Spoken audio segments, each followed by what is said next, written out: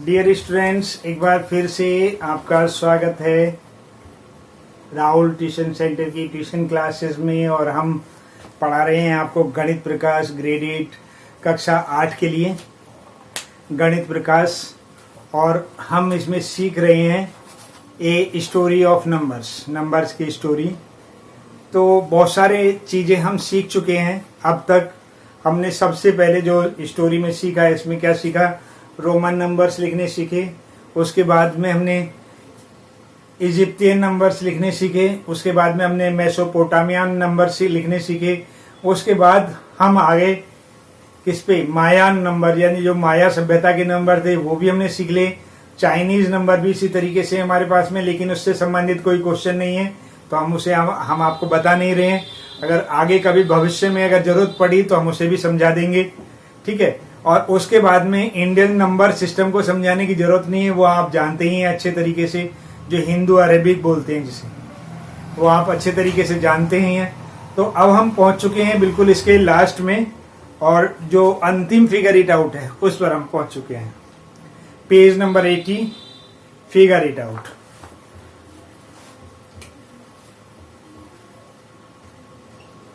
Page number 80, figure it out.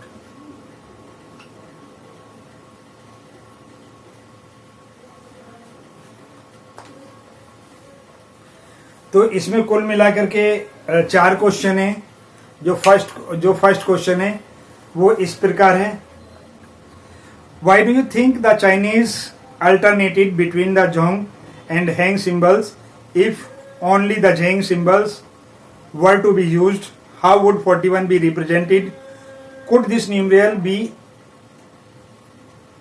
interpreted in any other way if there is no significant space between the two successive position?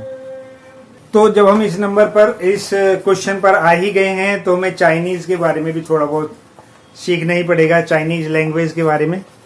तो मैं कोशिश करता हूं कि यहीं आपको इसे समझाने का प्रयास करूं। ये बुक है हमारे पास में और ऊपर नंबर लिखे हैं 1 2 3 4, ठीक है। ये नंबर्स लिखे हैं। तो ये नंबर्स जो यूज हुए हैं 2 तरीके से यूज हुए हैं। एक हैंग, इसमें लिखा हुआ एक हैंग, ठीक है। हैंग मीन्स हॉरिजेंटल और जेंग यानी कि वर्टिकल। हॉरिजेंटल यानी लेटी हुई लाइन है, और वर्टिकल एच से हैंग से हॉरिजेंटल, और जोंग यानी कि जो हमारे पास में खड़ी लाइन होगी उसके लिए ये यूज किया गया है। जो ये नीचे के नंबर हैं जितने हमारे होंगे वो हमारे पास में जोंग यानी कि जो पावर है 10 की पावर 0, 10 की पावर 1, 10 की पावर 2, यानी टेंस को दिखाने या 100 को दिखाने के लिए इसका उपयोग किया जाता है।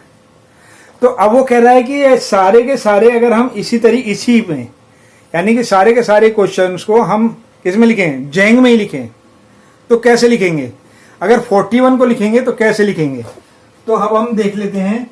यह है क्वेश्चन नंबर 1। क्वेश्चन नंबर 1 में वो कह रहा है 41 को लिखना है। अब हमने बताया हैंग मीन्स हॉरिजेंटल मीन्स पड़ी लाइन, और जेंग मीन्स वर्टिकल यानी कि खड़ी लाइन। अब इससे नंबर ये इस तरीके से 1 2 3 इस तरीके से हमारे नंबर बनाए गए हैं। इसमें आप टेबल को देख करके उसे लर्न कर सकते हैं, समझ सकते हैं, ठीक है। लेकिन हम अब इस क्वेश्चन पर आते हैं। ये कितना है? 14 के लिए। अगर हमें 14 के लिए लिखना होता तो हमें क्या काम करना पड़ता? इन दोनों को ही यूज करना पड़ता। लेकिन वो कह रहा है केवल अगर हम जेंग ही यूज करें तो जेंग के लिए हमें क्या काम करना पड़ेगा?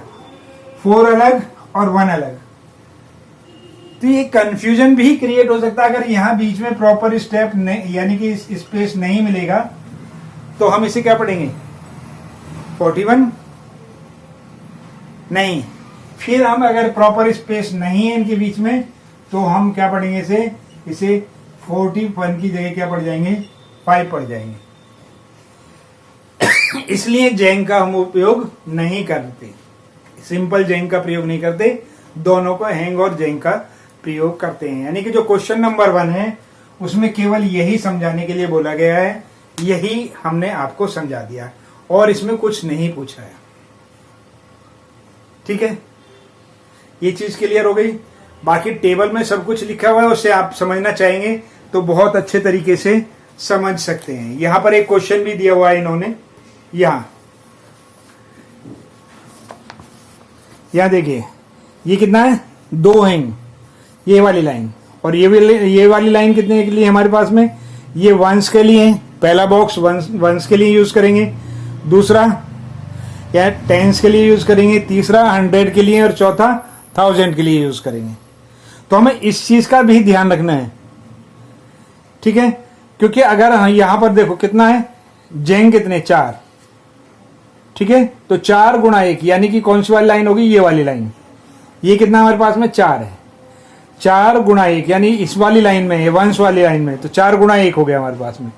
ये किसमें, टेंस वाली लाइन में, टेंस वाली लाइन में ये कितनी है हमारे पास में, 3, 1 2 3, तो ये कितना होगा हमारे पास में, 3 इंटू 10, ठीक है। ये कितना हमारे पास में, 1000 वाली 100 वाली लाइन में, तो ये 6 के लिए यूज होता है, टी जो है हमारे पास में 6 के लिए यूज होता है।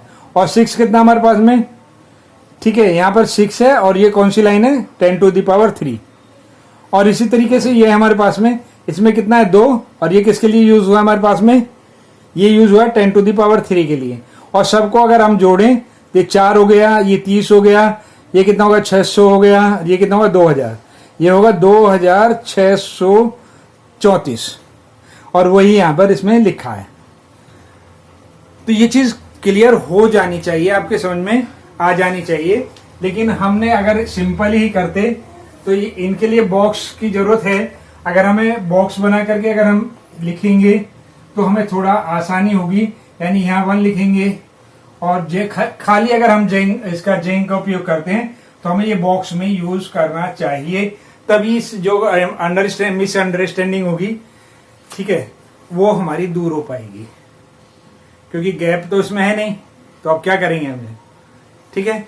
तो यही क्वेश्चन है हमारे पास में, पहला क्वेश्चन वो हमने कर लिया। चलिए अब फिगर इट आउट के क्वेश्चन नंबर 2 पर चलते हैं। उससे पहले शुभकामनाएं, बेस्ट ऑफ लक।